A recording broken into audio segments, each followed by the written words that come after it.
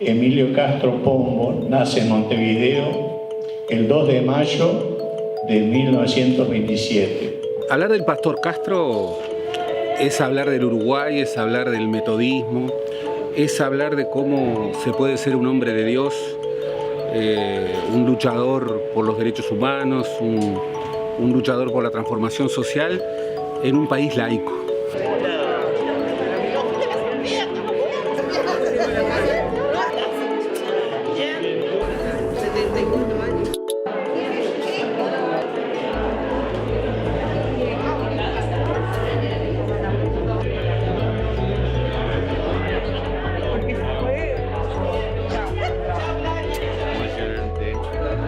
El pastor Emilio Castro fue en la iglesia metodista un antes y después, una personalidad que desde sus comienzos como pastor joven en la iglesia metodista central logró un diálogo fecundo entre la fe y la sociedad. Mis recuerdos de niño se remontan a la época del programa Conozca su Derecho, donde junto al padre Espadachino, al padre López García, Emilio era una figura que ya destacaba en la época de la televisión blanco y negro. Cuando llegué al exilio me di cuenta que era el padrino de todos los exiliados. Y desde ahí nuestra relación no se rompió nunca. Una de esas personalidades absolutamente singulares, que era un oasis en medio de la barbarie de la dictadura, de solidaridad y de buenas orientaciones, y muy valientes orientaciones, que le valió sin duda distintas desconsideraciones por parte de los mandamases de turno. Él fue una figura que de alguna manera podríamos decir que es una especie de profeta de su tiempo. Profeta no en el sentido de anuncio del futuro, sino más bien del saber interpretar la realidad y buscar respuestas, algunas, digamos, formas de encarar para mejorar las situaciones difíciles que se vivían en ese tiempo. Creo que realmente este homenaje tiene mucha importancia, mucha justificación de poder hacerlo, y en particular en un momento donde se están recordando los 70 años de la Declaración de los Derechos Humanos de las Naciones Unidas.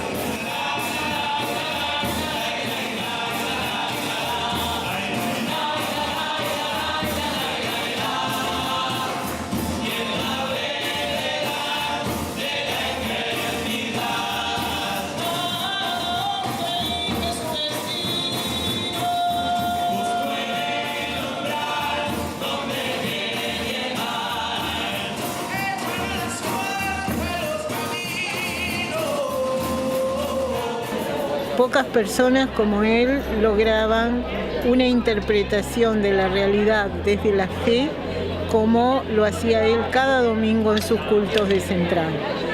Venían personas que se enteraban a través de los diarios donde él escribía, especialmente el semanario Marcha en aquella época, venían a escuchar no solo su predicación, sino su análisis de la realidad, que era un punto fuerte. Emilio era un hombre con una sensibilidad capaz de, con un detalle de la vida cotidiana, llenar el espíritu de la gente. Nosotros viajábamos con títulos de viaje, y yo recuerdo por qué lo repitió cuando fue designado ciudadano ilustre de Montevideo. Viajábamos con un documento que decía que éramos apátridas, y él nos decía: esto nos tiene que hacer sentir que es un desafío más grande aún para volver a la patria, recuperar la libertad, la democracia y la vigencia plena de los derechos humanos. Un ser extraordinario. Es un uruguayo muy especial, tal vez sea uno de los uruguayos más relevantes del siglo XX y no lo hayamos terminado de entender. Alguien que, bueno, desde un compromiso y desde un origen muy humilde, se hizo metodista, se hizo pastor, estudió teología, fue fundador del Frente Amplio. En los años 60 llevó adelante un compromiso religioso y desde la religión un compromiso político y social. Un hombre perseguido, le sacaron el pasaporte, tuvo que exiliarse y luego llegó a ser secretario general del Consejo Mundial de Iglesias. La traducción era muy católico, era el Papa protestante. Realmente eso no le debía gustar mucho. Y sin embargo es un hombre que prácticamente a todos los líderes de finales del siglo XX los conoció de manera personal. Un hombre apasionado, un peregrino, viajó por todo el mundo y luego retornó al Uruguay y quiso retornar a este barrio para ser pastor nuevamente. Es una vida que casi es una epopeya.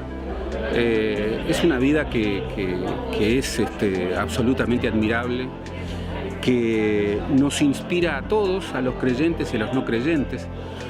Un hombre de Dios, sin lugar a dudas.